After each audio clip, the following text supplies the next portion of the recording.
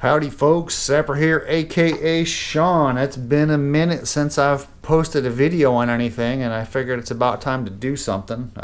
Work's been busy with work, and then of course when you get some time off you just want to lay around and not do a whole lot. And of course springtime I've been working on the yard, and then of course video games are the big culprit. Like, that's the biggest thing. But been thinking about playing a game, playing something, and and I'm sure it's this way with a lot of people. It's like, you kind of go back to what you know, right?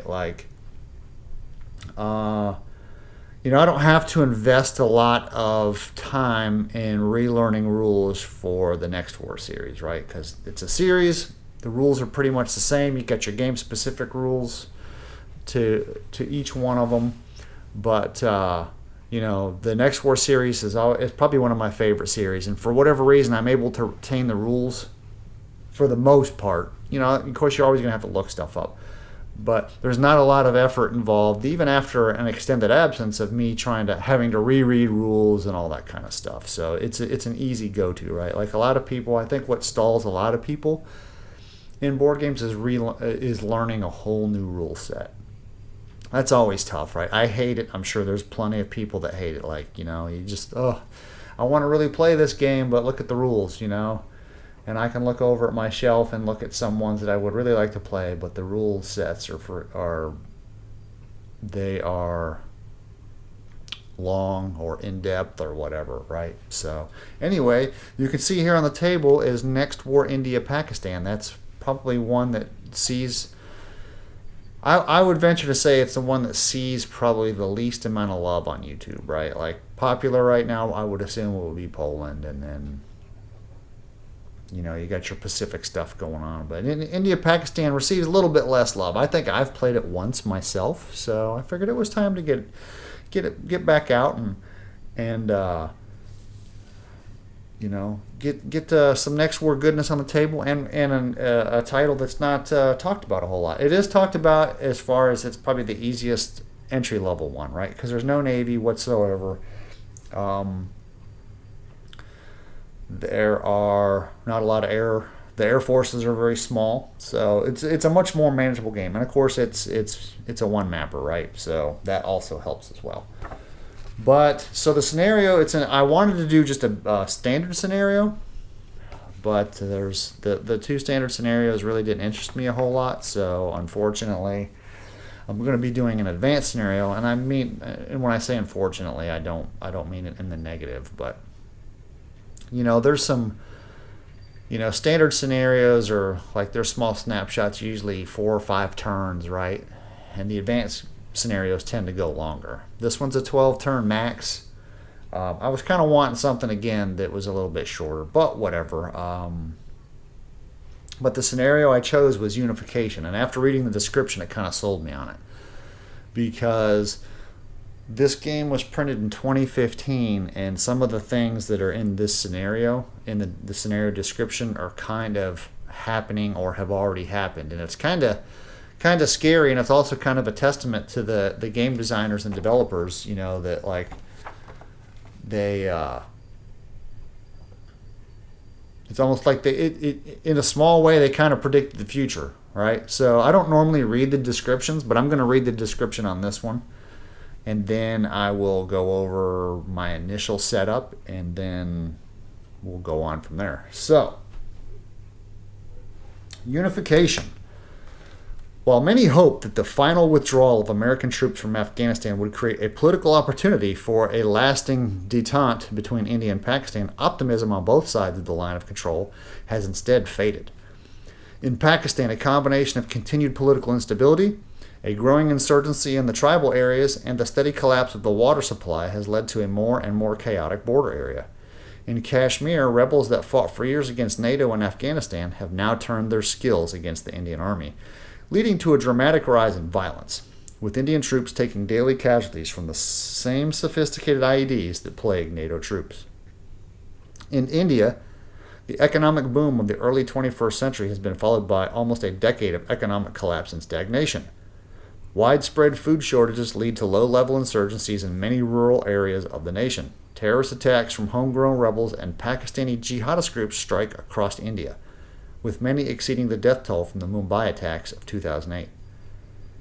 An increasingly desperate series of Indian governments seems powerless to get the economy back on track or restore security. In the middle of this dangerous situation, Indian intelligence sources become aware of a credible plot in Pakistan to launch a military attack with Chinese support into India's Punjab state, with the goal of cutting off Kashmir so that other Pakistani forces can secure the headwaters of the 5 rivers that Pakistan depends on to feed its people.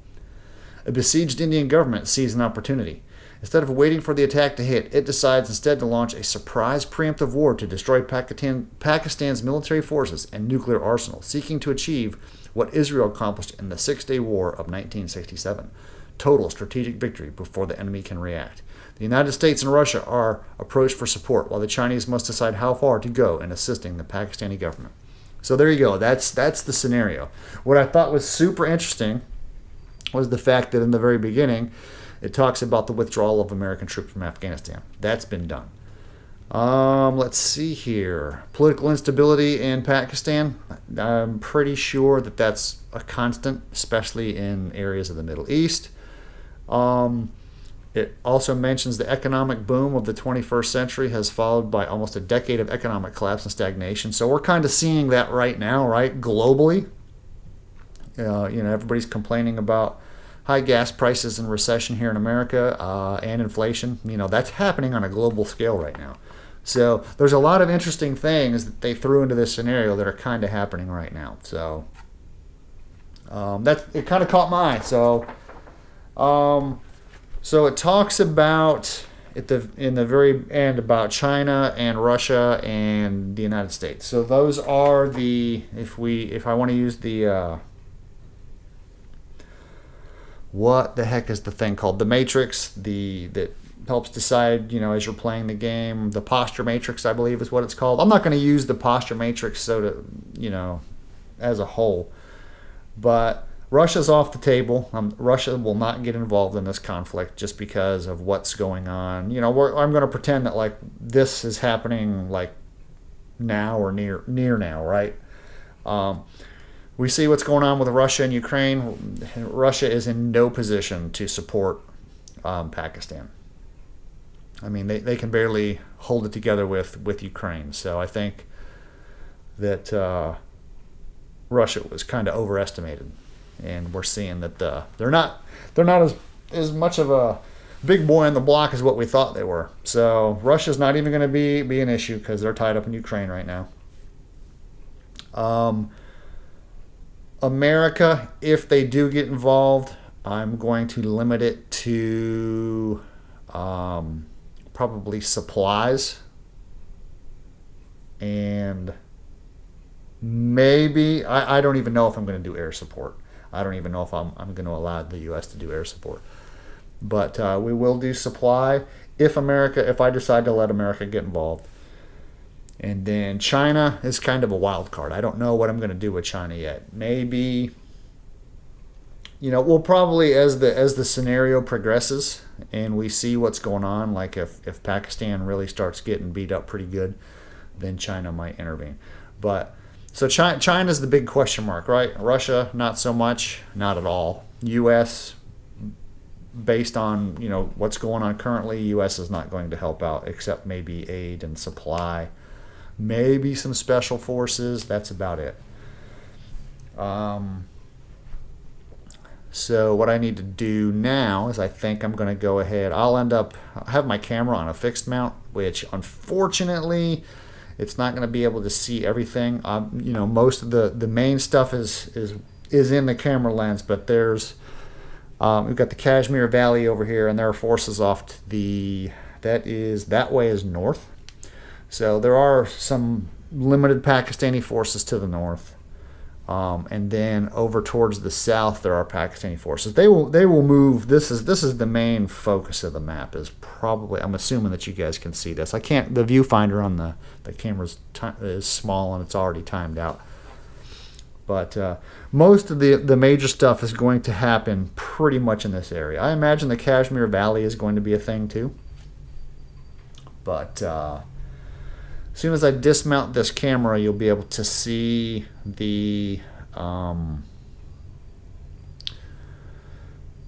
supply missile tracker, the main tracker. I'll show you the air superiority map, and then it kind of highlights some of the placement of some of the units. So I'll be back in a second. Alright, so here we go. So here is the main status display. So you can kind of see where we're sitting at. India's at 40 supply points. Pakistan looks like they're at 20. We got 20 Republic of India missiles. Both sides have 10 nuke points. The Islamic Republic of Pakistan has 5 missiles. Got our air mobile points, game turn 1. I believe both sides have 4, looks like 4 special forces. 4 special forces. I am using cyber warfare because I do believe that both sides, well, cyber warfare is a thing now, right? So I think the AWACS advantage is supposed to be at 1. I'll double check that. Here is the starting Pakistani Air Force, and that's, I think they have a handful, it looks like 6 more aircraft up in the pool, which I have counters that will be reinforcements and stuff up here. So they only have 6 more aircraft. So the air war is going to be, let me make sure I can see that right. Again, the viewfinder on this thing is really small, so because I'm using a GoPro. But there's Pakistan, not a whole lot of aircraft. India has a little bit more. It looks like, so there's 3, 6, 9, 12. 16, 17 aircraft, so not a lot of aircraft. Looks like India has a nice little mixture. They do have some MiGs. They've got a Jaguar. I believe the Jaguar is it's either English or French. I don't remember which one. The Mirage, that's French. Another MiG, Su-30, and then the Tejas. I think that might be an Indian plane. Not quite sure. Anyway, so you get the point. Pakistan, looks like they got some F-16s, F-7s, and an F-7. That's an old one. And then some Mirages, a J-10. I believe a J-10. That's Chinese. So, all right. So this is the south part of the map. So north is going that way. We've got forces here. They'll end up moving towards the center of the map. We've got, looks like that's the 10th Corps. I put a supply depot here. So supply sources for India, I believe, is this hex here and this hex here. I will be playing in the dry season. You can see forces arrayed down here at the bottom. We've got some combat outposts. Those get placed after. There's some special cases before the first game turn. I'll cover those in a second. So supply depot here. And we've got Amritsar, which is a main, which is a focal point, right? Like that's an urban area that's close to the border. So you can see the border right here. I did place. India has 3 choppers. I placed 1 here. I placed an artillery unit here. I placed another. I put the Apache here. They do have an Apache. I think it'll do better going in this area than it will be in the Kashmir Valley. Headquarters with a supply depot here. And then, of course, here, this is the Kashmir Valley. So I put a supply depot here. I did place one of the helicopters in the Kashmir Valley. And then one of my independent artillery battalions. I think it's a battalion. No, it's a brigade. 1X is a brigade. So we've got mountain troops over here. I don't know how the Kashmir Valley is going to play out. Pakistan doesn't have a whole lot of stuff. PRC would enter from over here if they do get involved. And then, of course, we can see the disposition of the Pakistani forces. It looks like we've got the 4th Corps. We've got the 30th Corps, 1st Corps here, it's darker blue, and then the 10th Corps, which is up in here, and Islamabad. I placed a supply depot here, here, and here, because I believe that the supply can be traced to an urban area. Sorry, I had to cough real quick, and I don't think you guys want to hear that. So, supply can be traced to an urban area. So the only urban area in Pakistan is Lahore. So if that falls to India, then Pakistan's going to have to trace over to here. So that's kind of why I kind of pre-positioned some of the supply for Pakistan the way I did. So before game turn 1 commences, 3 things will happen. You can move all ground units up to their movement allowance 1 time. So this isn't the actual, this is the beginning of the scenario start positions, but before game turn 1 I can move, each side will take turns. So one side will move a formation, so I can move all of the 16th Corps, right? And so, like, for example, India, starting with the Republic of India, India decides I'm going to move the 16th Corps, and I can move them up to their movement allowance anywhere I want. And then Pakistan will do the same thing. They'll get to move, it's my choice, either 1 unit at a time or by, I believe, corps. So I'll probably just do it as a corps because it'll make it easy. So we'll go back and forth doing that until all units have been moved or a side decides they don't want to move anymore. So that happens.